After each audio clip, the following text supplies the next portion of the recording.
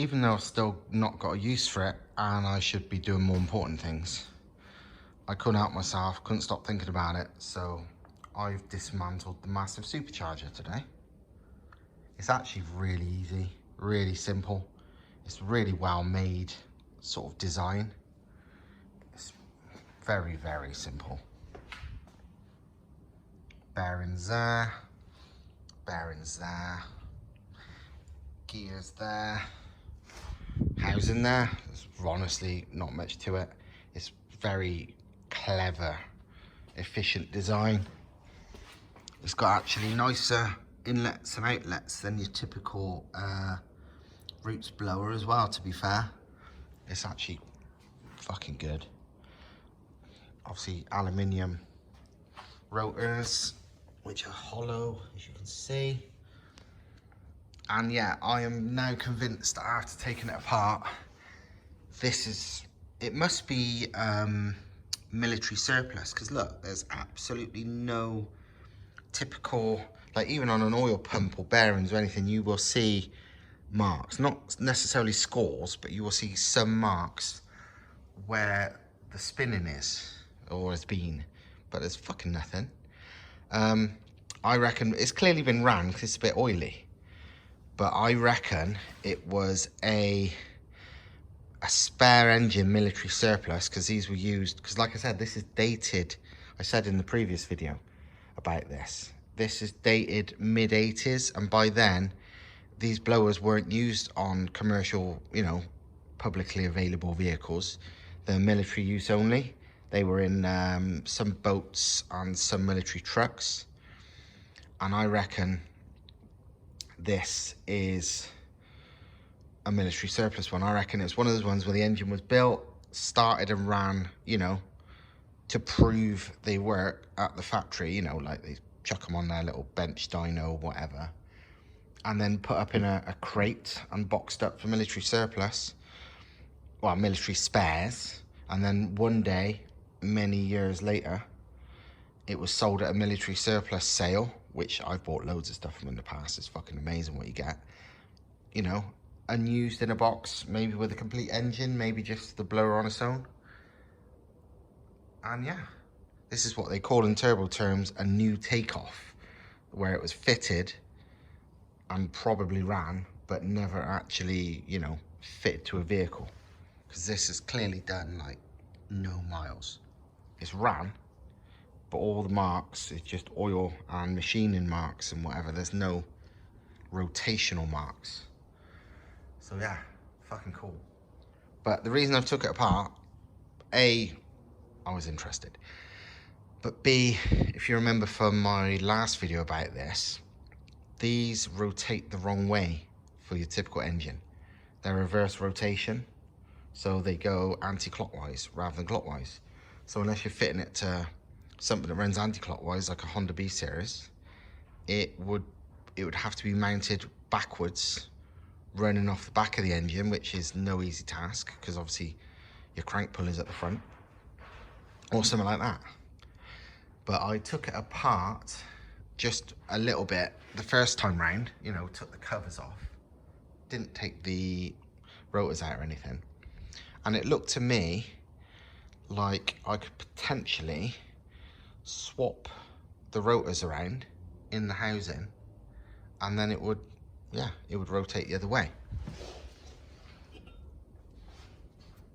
This is the cover where the gears normally are. The gears are now over there. And this is symmetrical.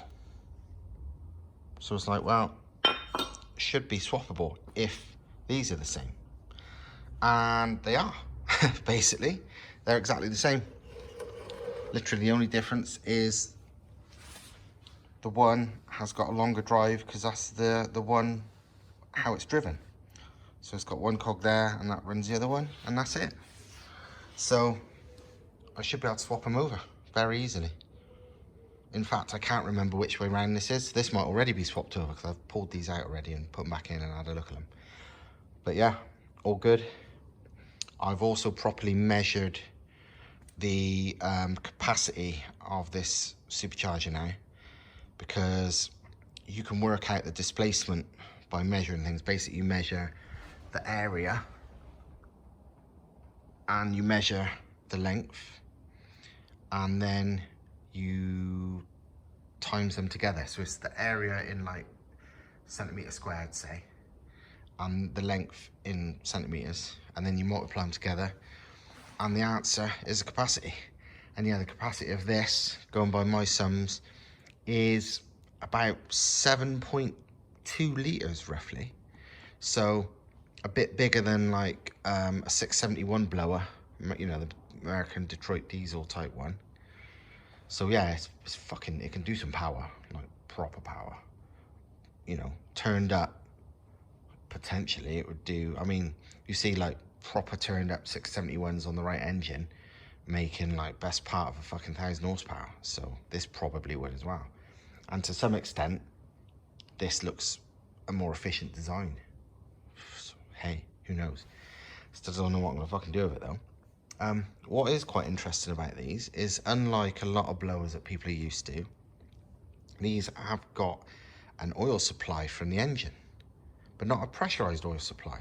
Because a lot of cars, Eaton blowers and whatever you see on a lot of, you know, car superchargers, they're a sealed unit, and you just have to replace the oil every now and again. And the supercharger oil is like fucking stupid money. But this is different. It's got, let me show you. It's got an inlet housing, a inlet and a outlet flange. Just like that, nothing special. But it's not pressurized, because what it is that there is an oil hole that runs to the other side. And there's no holes on the other side, there's no drain. This is the drain. And how it works basically is the outlet, which is this one, if I remember correctly. It's one of them. One's the inlet, one's the outlet. And that, the outlet, sits just above the highest bearing. So the oil level is always, you know, the oil level is always above the bearing. So they're always getting oil, but it's not pressurized oil, because yeah, these don't run pressurized oil. It just be oil in, oil out, stays at that level. So clever little design. Saves them expensive ass fucking supercharger oil servicing as well. You know, it's part of the engine oil. So yeah, really good. I'd love to use this on something, God knows what.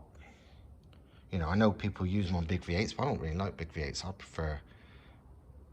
Honestly, if I could, I'd run it on like a mega power 4-cylinder. It's probably way too big for even any of that, but it's so fucking cool. So well built as well. It's like proper serious bit of kit. But yeah, I just thought I would show you that. And actually, I'm going to turn the camera off now and pull it back together in the back into the clockwise rotation, because obviously a standard is a reverse rotation blower. I'm going to pull it back together so it's standard rotation, and I'll maybe put the camera back on to show you that when it's done. So quick update, both rotors are now out the bearings. That's the bearings they run on. Again, like fucking new. So now I'm gonna swap it all over and hopefully it's correct. Right, after a lot of fucking about and many mistakes, I've done it. Wow, this part of things at least. Turns out it's a right penis to get the timing of the rotors correct on this, because, well, common sense would say there'd be like a marker to show what's, you know, lined up. You know, all it would need is one of these teeth to be slightly off than the others, so you can't pull it a different way or something. But no, they're all the same. The holes for the, I don't know if you can really see, cause it won't. But yeah, the holes for the retaining pins, they seem to face upwards, which is about in the right place, but that might just be a fucking coincidence. But I cannot see any markers.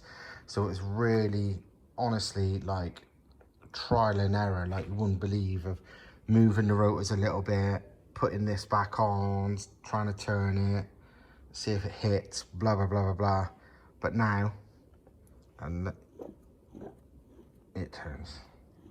And obviously this is the pulley, and I'm going clockwise. And, well, you can very much see that is the correct rotation for a blower. Basically, on a supercharger, the air goes, a lot of people imagine it goes through the middle. No, it goes through the edges. So the blower needs to turn this way, you know, so the air goes through the edges. And now it does. I've not done it up yet because there's like spacer washers behind there, it seems, that you have to get correct.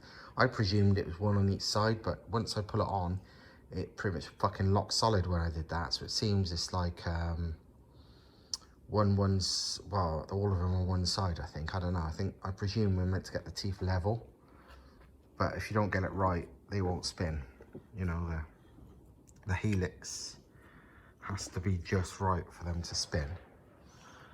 But yeah, that is now correct. Unfortunately, there's a mild balls up that I didn't realize. The whole thing with this was, this is symmetrical, but it's fucking not. It's mostly symmetrical, but not quite. Basically, some of these side holes here and here, look, they're not fucking symmetrical. The rest of them are, I think. It looks like to me the top 5 are symmetrical, the others aren't. So yeah, it's meant to go on like this, and it won't. So it needs either, well, there's 2 ways of doing this. You would either chop off this and flip it around, or re-drill it. Chopping it off and flipping it around would be the easiest. To be fair, it'd probably take Thomas about fucking 10 minutes. But, you know, no rush. Because yeah, this is the correct way. But obviously, that's where the pulley goes. So this won't fit. It has to go this way. And it turns out the spacing is incorrect. Bollocks. I mean, it's not a big deal, and I've still not got a use for this. I just wanted to find out if it's possible. And it turns out it is. Just a little bit more work than I expected. But seeing as this is like some random supercharger I bought off eBay for £115 or whatever it was, and it seems to be fucking brand new, and it's not a supercharger you can find any info anywhere about for, you know, modifying it. Nothing I can find anyway. So this has been purely down to my own sort of working things out. The fact that I've changed it into a normal rotation blower, pretty chuffed with that. Now I just got to make it work and find something to fit it to. But yeah, slightly random video because I've been useless at filming stuff lately. But yeah, hope you liked it, and I'll see you next time with more 180 MR2 action, because honestly, it's nearly ready. There it is. It's just not ready. Last thing worth a mention was what this is all about. I couldn't understand why it would have a separate bit, and even though it did, why it would have this on there, because basically it's a bolt holding that on. And I thought maybe it's just like a retaining thing to stop it coming loose, you know, like exhaust bolts sometimes have springs to like keep it in place. But I think maybe, Thomas mentioned this might be, so if this jams, it pushes away to disengage. Do you know what I mean? So this jams, the engine keeps turning, because this on the OE thing is gear driven. It's not belt driven, so you haven't got a belt to slip or snap. If this locks up, this is basically gonna lock up with it. So I reckon this is a safety thing to allow it to slip if this locks up, to not wreck the engine. I'm not 100%, but I think it is, especially the way, look, it slips up. But obviously it's held by this normally. So yeah, I presume that's what it is. I'm very clever if it is.